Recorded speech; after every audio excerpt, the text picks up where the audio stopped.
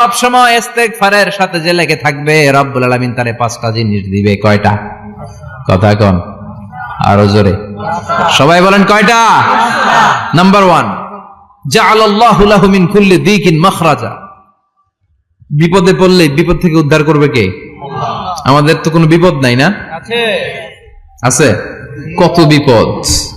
হ্যাঁ, রাস্তাঘাটে দুর্ঘটনা হতে পারে, যে কোনো সময় ভূমিকম্পে পড়তে পারি, বজ্রপাত পড়তে পারে না, ঠেড়া বইরা মানুষ নাই, আছে না নাই? এই বিপদ আপদ থেকে আপনারা রক্ষা করবে কে? যদি আপনি ইস্তেগফারের সাথে আঠার মতো লেগে থাকেন। কিসের সাথে? কথা বলেন। ইস্তেগফারের সাথে লেগে থাকতে পারলে 1 নাম্বার হচ্ছে বিপদে পড়লে আপনারে মুক্ত করে দিবে কে? 2 নাম্বার ওয়ামিন কুল্লি হাম্মিন ফারাজা, যে কোনো ধরনের টেনশন, হাইপার টেনশন থেকে বাঁচায় দিবে কে? আমাদের তো টেনশন মেনশন নাই না? আছে। লাইফ নিয়ে টেনশন, বাঁচার টেনশন, মরার টেনশন, ক্যারিয়ারের টেনশন, রাস্তাঘাটে যানজট এটার টেনশন, পুলিশের দৌড়ানি, র্যাবের দৌড়ানি, বাড়ির ভাড়া, গ্যাস বিল, বিদ্যুৎ বিল, ছেলে মেয়েদের লেখাপড়া, কত টেনশন। এই সব টেনশন থেকে আপনারে মুক্ত করে দিবে কে? 3 নম্বরে ওয়ারযুকহু মিন হাইসু লা ইয়াহতাসিব, এমন জায়গা থেকে আল্লাহ আপনার রিজিকের ব্যবস্থা করবে আপনি কল্পনাই করতে পারবেন না। সুবহানাল্লাহ পড়ে। 4 নম্বরে সবসময় ইস্তেগফার যদি পড়া হয় আল্লাহর কোনো আযাব ওই বান্দার উপরে আসে না। ওমা কানাল্লাহু মুআযযিবাহুম ওয়া হুম ইস্তাগফিরুন।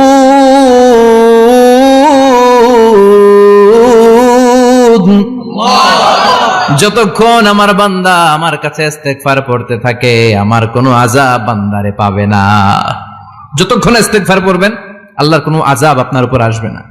4টা গেল। 5 নাম্বার, বারবার ইস্তেগফার পড়লে রফিক ভাই আল্লাহ আপনারে মুস্তাজাবুদ দাওয়া বানিয়ে দিবে। দোয়া করা মাত্র কবুল করে নেবে কে? আল্লাহ। মুস্তাজাবুদ দাওয়া বুঝেন তো? মানে যিনি হাত তুলতে দেরি কবুল হতে দেরি হয় না। বারবার ইস্তেগফার পড়ে দেখেন যে আপনার দোয়া কেমনে কবুল হয়। ইমাম আহমদ ইবনে হাম্বলের নাম শুনেছেন? হাম্বলি মাযহাবের প্রতিষ্ঠাতা। হানাফি, শাফিঈ, মালিকি, 4 নাম্বারটা আপনারা বলেন হাম্বলি। এই হাম্বলি মাযহাবের ইমামের নাম আহমদ ইবনে হাম্বল। জগৎ বিখ্যাত মুহাদ্দিস। একক স্বতন্ত্র হাদিসের কিতাব হিসেবে পৃথিবীতে সবচেয়ে বড় যে হাদিসের কিতাব ওইটার নাম মুসনাদ আহমদ ইবনে হাম্বল। 40,000 হাদিসের কালেকশন আছে এটাতে।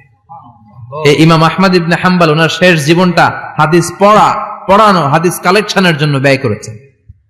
শহরের পর শহর, দেশ থেকে দেশ, দেশান্তরে ঘুরতেন একটা হাদিসের জন্য। উনি সফরে বেরিয়েছেন হাদিস কালেকশনের জন্য। প্রচন্ড শীতের রাত, উনি মাগরিবের নামাজ, এশারের নামাজ পড়ে একটা মসজিদে শুয়ে পড়লেন আর শুয়ে শুয়ে হাদিস পড়তেছেন। কি পড়তেছেন? কথা বলেন। আর মনে মনে ভাবলেন রাতটা মসজিদে কাটায় দেই, ফজরের নামাজ পড়ে আবার বেরোবো। কিন্তু দারোয়ান এসে বলে মসজিদে থাকতে পারবেন না, ওঠেন। দারোয়ান আছে না? কথা কোন?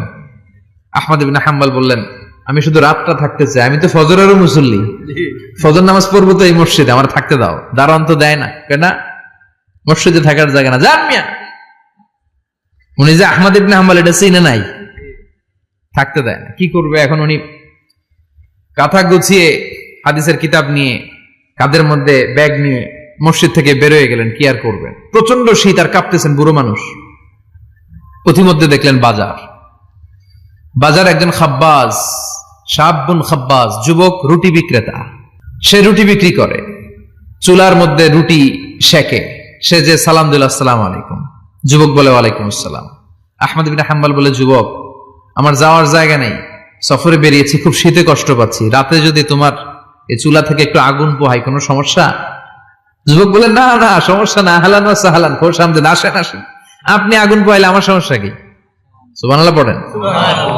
আল্লাহ শুকরিয়া করে উনি বসলেন আর আগুন পোহাচ্ছেন। আর খেয়াল করলেন যুবক রুটি বানায় আর পড়ে আস্তাগফিরুল্লাহ, রুটির দলা বানায় পড়ে আস্তাগফিরুল্লাহ, খামির বানায় আর পড়ে আস্তাগফিরুল্লাহ, রুটি নিয়ে উনুনের ভিতরে চুলার ভিতরে সেকা দেয় আর পড়ে আস্তাগফিরুল্লাহ। দোকানদারের কাছে কেউ আসলেই সে রুটি দেয় আর পড়ে আস্তাগফিরুল্লাহ।